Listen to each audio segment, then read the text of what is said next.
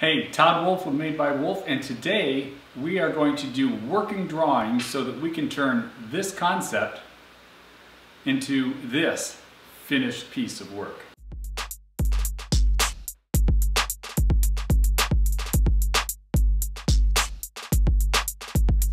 In between those two things, a number of things happen, but the first thing that you need to do is to make finished drawings so that you have something to work from when you're cutting the wood that you need to cut.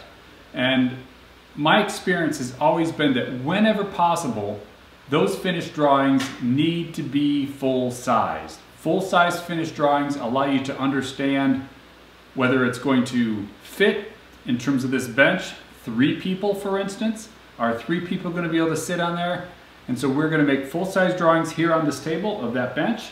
It also will be very instructive in terms of what pieces of wood that we need in order to make up the 2 curved end pieces. We'll know exactly what we need to make in terms of those pieces of wood before we glue them up so that we end up with a curve as close as possible to what the finished curve is, which makes shaping it so much easier and also allows it to be a fairly accurate representation, because this is a mirrored, and so one end will look exactly like the other end. And so, here we go.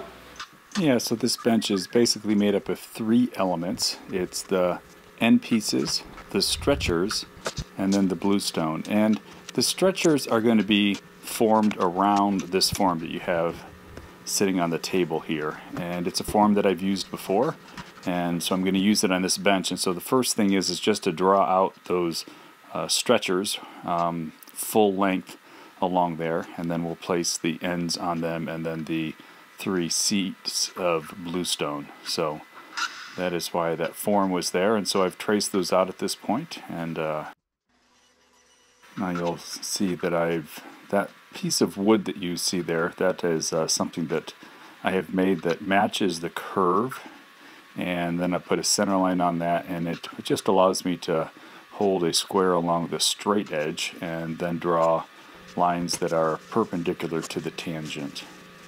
Here you see me down on one end. I'm sketching the actual end there. It is 1.5 inches thickness on the top and 2.5 thickness on the bottom.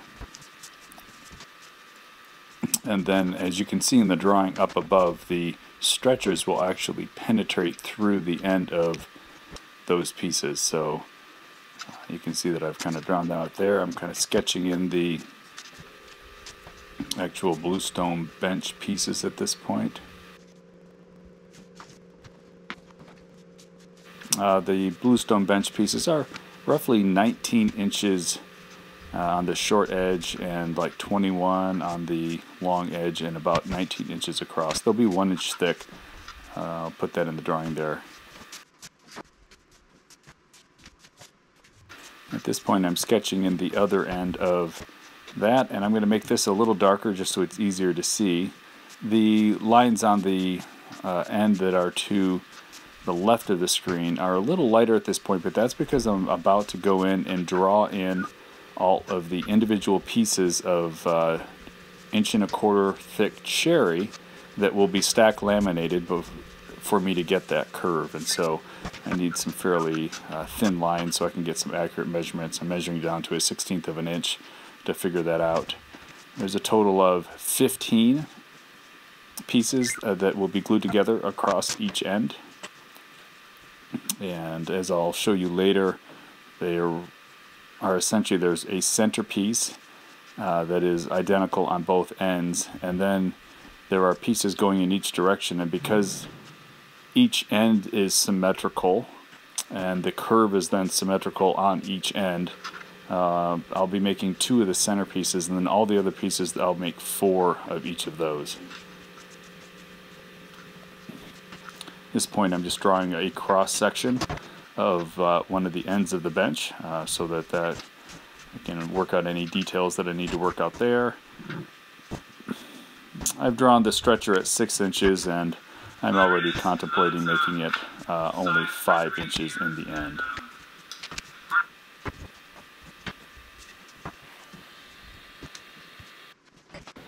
So there it is. It's full-size rendering here, and part of this is from experience that I know that the size of the seats and stuff will be sufficient for 3 people to sit on there. Height-wise, again, is something that I've dealt with before in terms of benches, but that is what I do when I'm doing a drawing. Very specifically down on this end, one of the ends of the bench here, and I just wanted to show you how I end up deciding what size to make the pieces that I make this stack lamination on the end out of. So all of the pieces are in, each one of these pieces here is 1 3/4 inches wide, and that's consistent down this entire thing. There is one center piece, and then there's 2 pieces that are, this piece and this piece are identical, so those are number 2. This piece and this piece are identical, number 3, and on out, 4, 5, 6, 7. They each have an identical piece on the other side. This bench, if you'll notice here in the drawing that we've done, is wider. The end of the bench is wider at the bottom than it is at the top. And so at the top, it's going to be 1.5 inches, and then the bottom is going to be 2.5 inches. And so for this piece number 1, because it's right here in the center, it is going to be 1.5 inches at the top and 2.5 at the bottom. But as we move out here, each piece gets a little bit wider because there is going to be these essentially triangular sections that are going to be removed using the turboplane and the power carving unit from Arbortech. So we'll be removing those pieces. And so each piece, in order to maintain 1.5 inches width here, is going to have a triangular piece essentially removed on this side all the way up, and a triangular piece on this side removed all the way up.